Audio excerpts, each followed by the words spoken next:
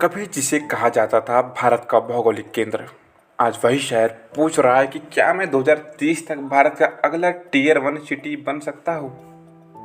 तो यह है नागपुर। लेकिन सवाल ये भी है कि क्या यह सपना है और यह एक आने वाला हकीकत। आज हम बात नहीं करेंगे बल्कि डेटा, प्रोजेक्ट, ग्राउंड रियलिटी, सब कुछ इस भविष्य का पूरा ब्लूप्रिंट को समझेंगे, देखेंगे और तब डिसाइड करेंगे कि क्या नागपुर वाकई में 2030 तक, भाई 2030 तक टीयर 1 की सिटी की जो श्रेणी है उसमें आ सकता है। तो चलिए वीडियो की शुरुआत करते हैं और मैं हूं प्रतीक और आप देख रहे हैं next gen rail and infra. सबसे पहले टीयर 1 सिटी को समझते हैं। टीयर 1 सिटी आखिरकार होती क्या है।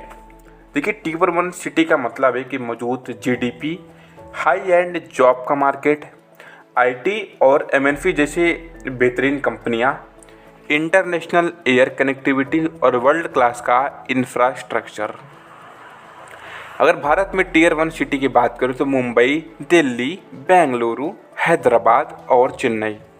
तो क्या नागपुर इस लिस्ट में आ सकता है? तो यह होती है दोस्तों टीयर 1 की सिटी। बाकी नागपुर की जो सबसे बड़ी ताकत है उसको समझने का प्रयास करते हैं। तो देखिए, नागपुर सिर्फ एक शहर नहीं है बल्कि यह भारत का 0 माइल है। लोकेशन एडवांटेज हर समय से नागपुर को मिलता आया है। देश के लगभग बीच में है, लॉजिस्टिक के लिए बहुत ही परफेक्ट है और यही कारण है कि यहाँ मिहान मतलब multi modal international cargo hub and airport जैसे चीज़ों को बनाया गया है। जहाँ आईटी कंपनियाँ आ रही है, कार्गो हब को डेवलप किया जा रहा है, एमआरओ और वेयर हाउसिंग सब कुछ जो है यहाँ पर बनाया जाना है। और ये से शुरुआत होती है नागपुर का असली गेम की। वहीं अगर आप समझेंगे एक्सप्रेसवे क्रांति, तो देखिए नागपुर अब सड़क नेटवर्क का भी किंग बन रहा है। सबसे बड़ा जो गेम चेंजर साबित हुआ है नागपुर के लिए वह है भाई मुंबई से नागपुर का एक्सप्रेसवे समृद्धि महामार्ग, जो कि नागपुर से मुंबई भाई आप 10 घंटे में सफ़र को पूरा कर लेते हैं। आने वाले समय में नागपुर हैदराबाद, नागपुर रायपुर की लॉजिस्टिक फ्रेट कॉरिडोर, बहुत सारी चीज़ें अपकमिंग में है। मतलब नागपुर इक्वल टू भारत का ट्रांसपोर्ट हब। वहीं जब देश के बड़े शहर ट्रैफिक से जूझ रहे थे तो नागपुर ने अपनी मेट्रो सर्विस को भी स्टार्ट किया। कम आबादी वाला शहर लेकिन पहले से future planning, ring road, flyover, smart city project, सब कुछ बहुत तेज़ी के साथ नागपुर को डेवलप करना जा रहा है। बता दूं कि सवाल यह भी है कि क्या जॉब आएगी, लेकिन बिना आईटी सेक्टर के टीयर 1 स्टेटस मिलना भी बहुत मुश्किल है। लेकिन मिहान में IT park, data center, warehousing, AB की मैन्युफैक्चरिंग, कई कंपनियां अपनी ज़मीन को ले चुकी है। रियल एस्टेट की कीमतें लगातार बढ़ रही है। चलिए समझते, चुनौतियां भी कुछ न कुछ रहने वाला है। लेकिन रुकिए, सब कुछ परफेक्ट नहीं है क्योंकि जनसंख्या अभी सीमित है, हाई एंड एमएनसी की कमी है, इंटरनेशनल फ्लाइट्स कम है, नाइट लाइफ और कस्मोपॉलिटन कल्चर भी सीमित है। और टीयर 1 बनाने के लिए सिर्फ सड़क और मेट्रो नहीं दोस्तों, ये सारी चीज़ें ज़रूरी होती है। और क्योंकि अगर आप थोड़ा सा अगर 2030 के विजन को समझते हैं ना, तो समृद्धि महान पूरी तरह से एक्टिव हो जाना चाहिए, मिहान पूरी क्षमता से चलना चाहिए, आईटी निवेश तेज़ी से आना चाहिए, इंटरनेशनल एयर कनेक्टिविटी नागपुर की बढ़नी चाहिए। तो 2030 तक नागपुर टीयर 1 के करीब पहुँच सकता है।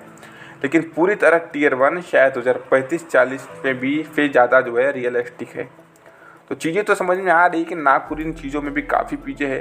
और टीयर 1 मेट्रोपॉलिटन शहर बनने के संभावित विकास की समीक्षा जो है हमने इस वीडियो के माध्यम से की है। हालांकि मेट्रो जैसी जो सुविधाएं है, metro, new ring road, expressway और मिहान मेट्रो, बहुत सारे बुनियादी ढांचों को नागपुर में विकसित करवाया जा रहा है। वर्तमान स्थिति और अनुमान का क्या 2030 तक नागपुर को टायर 1 सिटी का दर्जा मिल सकता है? क्योंकि कारण बहुत सारे हैं। हालांकि मुंबई नागपुर समृद्धि महामार्ग, रियल एस्टेट, निवेश, अन्य इंफ्रास्ट्रक्चर परियोजनाओं का भी यहाँ पर काम को करवाया जा रहा है।